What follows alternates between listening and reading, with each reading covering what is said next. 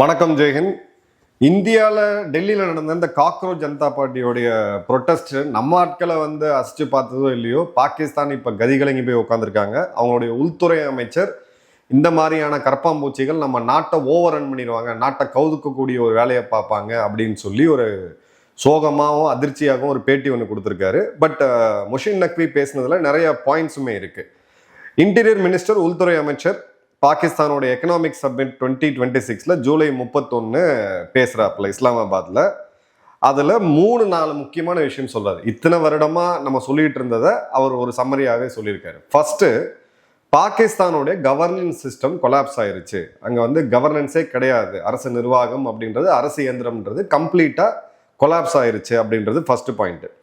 இப்போ அந்த வேர்டு எக்ஸாக்டா எடுத்தீங்கன்னா, the system we are living under has collapsed whether you agree or not, problems cannot be solved through it. இதை தான் அவர் சொல்றாரு. அடுத்தது பார்த்தீங்க அப்படின்னா, இந்த யூத்தை பத்தி, unemployed merit seeking young people, இவங்கெல்லாம் காக்ரோச்சஸ் மாதிரி, இதே கரப்பாம்பூச்சின்ற வார்த்தையை அவர் பயன்படுத்தியிருக்காரு. இவங்கெல்லாம் ஒன்று சேர்ந்தாங்க அப்படின்னா இவங்க எல்லாத்தையும் கவுத்துருவாங்க, எல்லாத்தையும் அரசு இராணுவம் எல்லாத்தையுமே கவுத்துருவாங்க அப்படின்னு இருக்காரு. அதே மாதிரி பார்த்தீங்க அப்படின்னா, ஒரு புது ஸ்ட்ரக்சரல் ரீஆர்கனைசேஷன் வேணும். அந்த உள்ள இருக்கக்கூடிய பில்டிங்குள்ள இருக்கக்கூடிய இரும்பு தான் ரொம்ப ரொம்ப முக்கியம் நான் எப்பயுமே சொல்லுவேன். அதில் டேமேஜ் ஆச்சுன்னா எதுவும் பண்ண முடியாது, அதை சரியாக மாற்றணும். புதுசாக அட்மினிஸ்ட்ரேட்டிவ் ப்ராவின்ஸை, மாகாணங்கள் அதாவது மாநிலங்களை உருவாக்கணும். அதே மாதிரி பார்த்தீங்க அப்படின்னா, கீழே இருக்கக்கூடிய லெவலில், அதாவது பஞ்சாயத்து நம்ம சொல்லுவோம் பார்த்தீங்களா, ஸோ அந்த மாதிரி இடத்துல பவர் அதிகமாக கொடுக்கணும். நம்ம எல்லாத்தையுமே சென்ட்ரலைஸ் பண்ணி வச்சுருக்கோம் அப்படின்றதும். அதே மாதிரி பார்த்தீங்க அப்படின்னா, பிரசிடென்ஷியல் சிஸ்டத்துக்கு போகக்கூடாது, அதிபர் முறைக்கு போகக்கூடாது, இப்போ இருக்கக்கூடிய ஜனநாயக முறை தான் இருக்கணும் கான்ஸ்டியூஷனல் டேர்மில் அப்படின்றதும். பாகிஸ்தானுடைய கடன் அப்படின்றது கட்டுக்கடங்காத அளவுக்கு போயிருக்கு. நம்மளுடைய பட்ஜெட்டை விட ஒரு 100 மடங்குக்கு மேலே நம்ம அதிகமாக போயிட்டுருக்கோம். நம்ம கடனை எப்படி அடைக்கிறதுன்றதுக்கு இன்னொரு கடனை வாங்கி தான் பார்க்குறமே ஒழிய, அந்த வருமானத்தை வீடு லெவல்லேருந்து உருவாக்குறதுக்கு நம்ம எதுவுமே பண்ணலை அப்படின்றதும். அதே மாதிரி பார்த்தீங்க அப்படின்னா, இப்போ இருக்கக்கூடிய அந்த ஃபேக் மார்ஷல் அசீம் முனீர் அவரே எல்லாத்தையும் பண்ணிட முடியாது, நம்ம பொலிட்டீஷியன்ஸ் எல்லாம் ஒன்றா சேர்ந்து நம்மளுடைய அரசு இயந்திரத்தை ரிஃபார்ம் பண்ணாதான், கவர்னன்ஸ் ரிஃபார்ம் பண்ணாதான் முடியும் அப்படின்னு சொல்கிறாப்புல. அதன் பிறகு அவருடைய பாஸாக இருக்கக்கூடிய மேயர் ஷபாஸ் ஷெரீஃப் அவர்கள், அவங்க நாட்டில் பிரதமர்னு சொல்லுவாங்க அவரை, அதில் பார்த்தீங்க அப்படின்னா ஒரு நாளைக்கு 14லேருந்து 18 மணி நேரம் அவர் ஒர்க் பண்ணுறாரு. எப்பயுமே ஃபயர் ஃபைட்டிங் மோடில் தான் இருக்குது. ஃபயர் ஃபைட் என்ன, ஏதாவது ஒரு எமர்ஜென்சி டைமில் தலைவர்கள் அவ்வளோ நேரம் ஒர்க் பண்ணுவாங்கல்ல, இவங்க ஃபயர் ஃபைட்டுன்றது வெறும் கடன் வாங்குறதுக்கு மட்டும்தான், பிச்சை எடுக்கிறதுக்கு மட்டும்தான். பட் அதை அவர் சொல்லலை. ஸோ இப்போது நக்வி யார் அப்படின்னு பார்த்தீங்கன்னா, அசீம் முனீரோடைய சேலா, ஹிந்தியில் சொல்லுவாங்க, ரொம்ப ரொம்ப நெருங்கிய ஒரு செல்ல பிராணி தான் நக்வி. நக்வியே இப்போ பேசினது அப்படின்ற போது, அதுவும் குறிப்பா ஒரு ஷியா சமூகத்தை சேர்ந்தவர் நக்வி. கிளியர் கட்டா இந்த பிஓகேல இருக்கக்கூடிய ப்ரொட்டஸ்ட்ல, ஏன்னா அவங்க இருக்கக்கூடியவங்க ஷியா பிரிவு இஸ்லாமியர்கள் தான் அதிகம். ஸோ இவரை வச்சு ஒரு மருந்து போடக்கூடிய ஒரு பொலிட்டிக்கல் ஒரு இதுமே இருக்கு. ஆனா அங்க இருக்கக்கூடிய ஷியா பிரிவு இஸ்லாமியர்கள் இவரை பெரிய தலைவராக ஏத்துக்கிறாங்களா அப்படின்னு கேட்டீங்கன்னா கிடையாது. முஷின் நக்வியோடைய பேசிக் பேர் அங்க உள்ள என்னன்னு கேட்டீங்கன்னா, இவர் ஒரு அசீம் முனீரோடைய அடிவரடி அப்படின்றது தான்.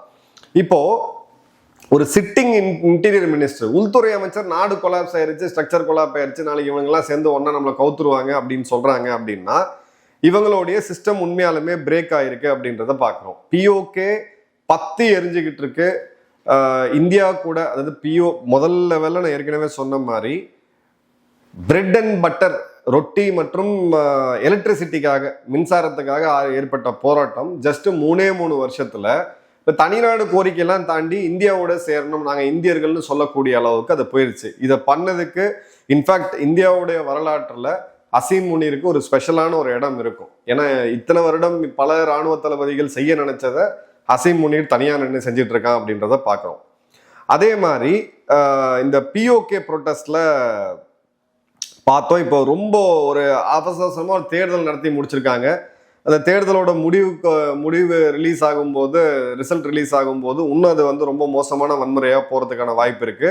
இப்போ இதில் பார்த்தீங்க அப்படின்னா, இவங்களுடைய பிரதமர், அதாவது மேயர் ஷபாஸ் ஷெரீஃப் அவர்களுடைய சீனியர் அட்வைசர் ரானா சனாவுல்லா இதில் என்ன சொல்றாருன்னு பார்த்தீங்கன்னா, இந்த பிஓகேல இருக்கக்கூடிய பயங்கரவாத அமைப்புகள் இந்தியாவுக்கு எதிராக செயல்பட்டு இருந்தது இப்ப பாகிஸ்தானுக்கு எதிராக திரும்பிருச்சுன்ட்டு. லஷ்கர் இ தொய்பா போன்ற அமைப்புகளுக்கு அவங்களுடைய ஸ்பெஷல் சர்வீசஸ் கமாண்டோஸ் ட்ரைனிங் கொடுத்தவங்க பெரிய பெரிய ஆட்கள் எல்லாமே இன்னைக்கு பாகிஸ்தான் அரசாங்கத்துக்கு எதிராக திரும்பி இருக்கிறாங்க அப்படின்றத பார்க்குறோம். ஸோ கிளியர் கட்டாவே இதில் வந்து கொடுத்துருக்காப்புல. அதே மாதிரி பார்த்தீங்க அப்படின்னா கவாஜா ஆசிஃப் இவங்களுடைய பாதுகாப்புத்துறை அமைச்சர், இவர் ஒரு தனி ட்ராக்கு. பிஓகேல நமக்கு எதிராக போராடுறவங்கலாம் இந்தியா மாதிரி நமக்கு எதிரிகள், நம்ம வந்து அவங்ககிட்ட பேச்சுவார்த்தையெல்லாம் நடத்த மாட்டோம், நாங்கள் வந்து ஃபோர்ஸை யூஸ் பண்ணுவோம் அப்படின்ட்டு. இவங்க ஃபோர்ஸை யூஸ் பண்ணி இவங்க என்ன கதையானாங்கன்றது இப்போ கிளியராகவே தெரியும். இப்போ இன்னொரு இன்ட்ரெஸ்டிங்கான ஒரு விஷயம், அவங்களுடைய டிஜிஐஎஸ்பிஆருடைய lieutenant general, director general information and relations, சரிங்களா, இந்த இன்டர் சர்வீஸ் ரிலேஷன்ஷிப், இது வந்து ரொம்ப முக்கியமான அமைப்பு. கிட்டத்தட்ட 2000 கோடி பாகிஸ்தானுடைய பட்ஜெட் இவங்களுடைய இன்ஃபர்மேஷன் வார்ஃபேர்லயே போகுது. இப்போ அவர் ஒரு வீடியோ பிரசன்டேஷனை போட்டு உலகத்துக்கு காமிக்கிறாரு. அந்த வீடியோ பிரசன்டேஷன்ல என்னன்னா, பலுச்சிஸ்தான்ல இருக்கக்கூடிய பிஎல்ஏ அவங்களுடைய அபிஷியல் அமைப்பான ஹக்கல் மற்றும் பிஎல்ஏ உடைய பிரஸ் ரிலீஸ் எல்லாம் பாகிஸ்தானுடைய அரசாங்கத்தை விட 100 மடங்கு பெட்டரா இருக்கு. ஃபர்ஸ்ட். ரெண்டாவது, பலுச்சிஸ்தானுக்கு இந்தியர்கள் மிகப்பெரிய லெவல்ல சப்போர்ட் பண்றாங்க. பலுச்சிஸ்தானுக்கு ஆதரவா பாகிஸ்தானுக்கு எதிராக பதியப்பட்ட பல சோசியல் மீடியால பதியப்பட்ட கருத்துக்கள் எல்லாமே 55% மேல இந்தியால இருந்து வருது. மூணாவது, இது இந்தியாவுடைய அரசாங்கம் இல்லை, நம்மளுடைய ஓசன், நம்மளுடைய பார்ட்னர் சேனல்ஸ் நிறைய பேர் இருக்காங்க, நீங்க பார்க்கலாம், எக்ஸ் தளத்துல பார்க்கலாம், இல்லை நீங்க டெலிகிராம்ல பார்க்கலாம். ஃப்ரண்டல் ஃபோர்ஸ் போன்ற இவங்க எல்லாம் தான் ஃபர்ஸ்டா நியூஸ் எடுத்து வெளியில கொடுப்பாங்க. நம்ம அதோடைய நிறைய எக்ஸ்ட்ராக்ட்ஸை நம்ம வாட்ஸ்அப் டெலிகிராம் சேனல்ல நம்ம பப்ளிஷ் பண்ணியிருக்கோம். இப்போ இவங்க எல்லாருமே யாருன்னு பார்த்தீங்கன்னா, இந்திய அரசாங்க ஊழியர்களோ இல்லை மினிஸ்ட்ரி ஆஃப் இன்ஃபர்மேஷன் ப்ராட்காஸ்டிங்ல இருக்கவங்களோ கிடையாது, இல்லை அரசுடைய கான்ட்ராக்ட் எடுத்து பண்றவங்க கிடையாது. தேசபக்தர்கள், தனி மனிதர்கள். இதை தான் அவங்க சொல்லி கவர்றான். 55% இங்க வர்றது எல்லாமே பிஎல்ஏல இருந்து இந்த வீடியோஸ் எல்லாம் டிடிபி, தெரிக்கி தாலிபான் பாகிஸ்தான், பிஓகேல இருக்கக்கூடிய போராட்டக்காரர்கள், இவங்க எல்லாருமே உங்க உள்ள நடக்கிறத எடுத்து டெலிகிராம்ல போடுறாங்க. டெலிகிராம்ல 100கணக்கான இது வந்து இது ஆம்பிளிஃபை ஆகுது.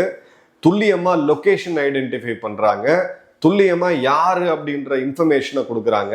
அதன் பிறகு இந்த இன்ஃபர்மேஷன் சீட் ஆகுது, சீடான பிறகு ஸ்ப்ரெட் ஆகுது. அந்த டிப்பிக்கலா இன்ஃபர்மேஷன் வார்ஃபேருக்கு ஒரு ஸ்ட்ராட்டஜி இருக்கும்.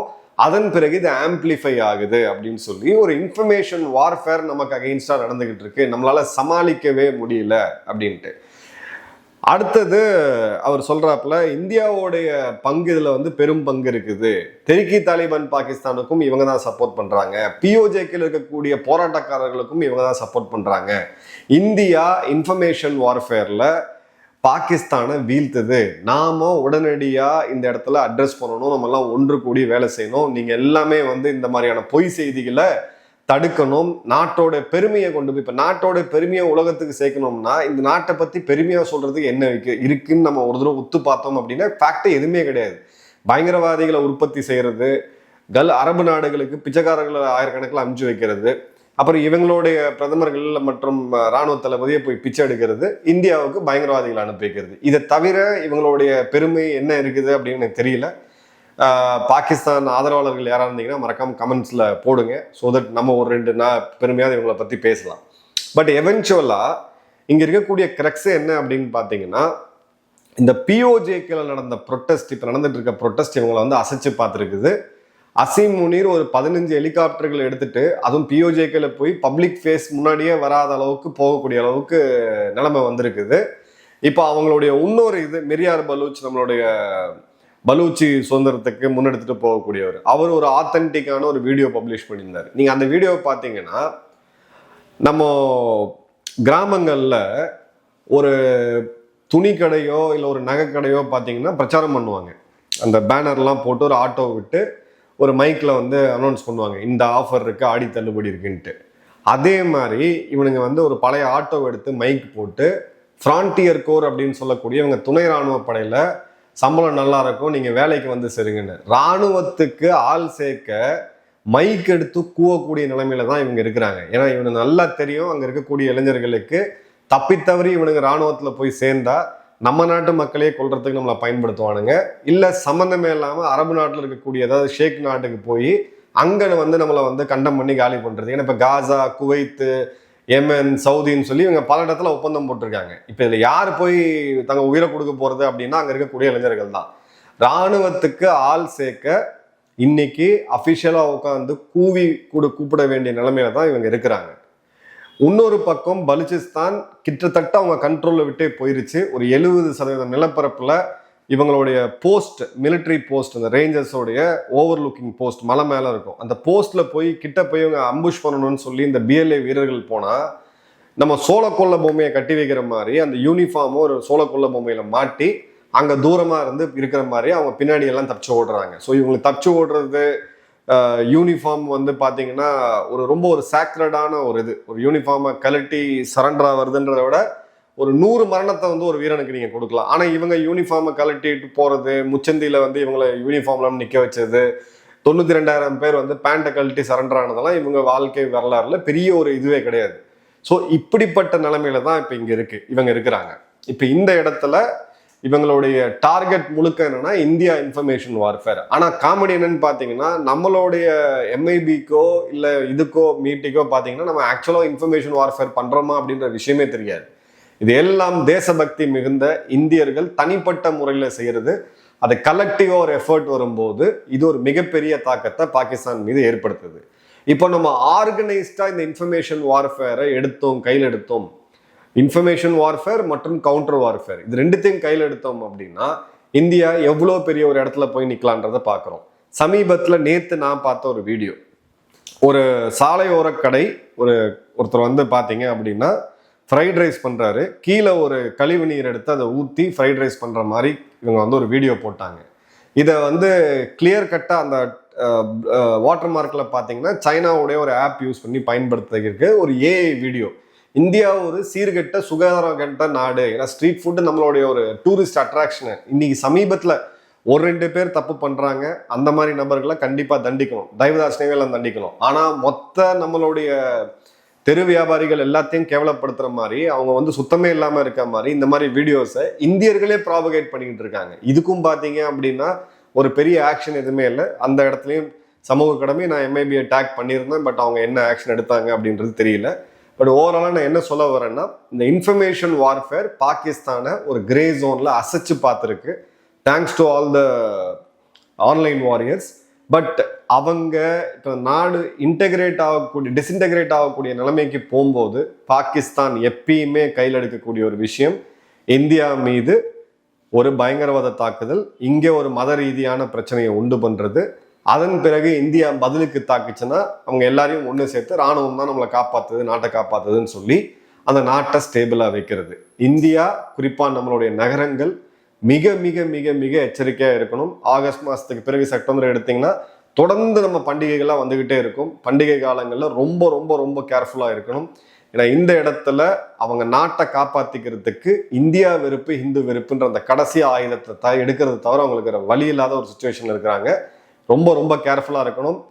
எல்லாருக்கும் இதில் பங்கு இருக்குது, எல்லாருக்கும் இப்போ இதில் பங்கு இருக்குது. ஸோ நம்ம ரொம்ப வாட்ச்ஃபுல்லாக இருக்கணும் அப்படின்ற ஒரு ஃபேஸில் தான் நம்ம போகிறோம். இந்த நாடு எங்கே போய் நிற்குதுன்றத காலம் பதில் சொல்லும். உங்கள் கமெண்ட்ஸை கமெண்ட் பாக்ஸில் போடுங்க. நன்றி, வணக்கம், ஜெயன்.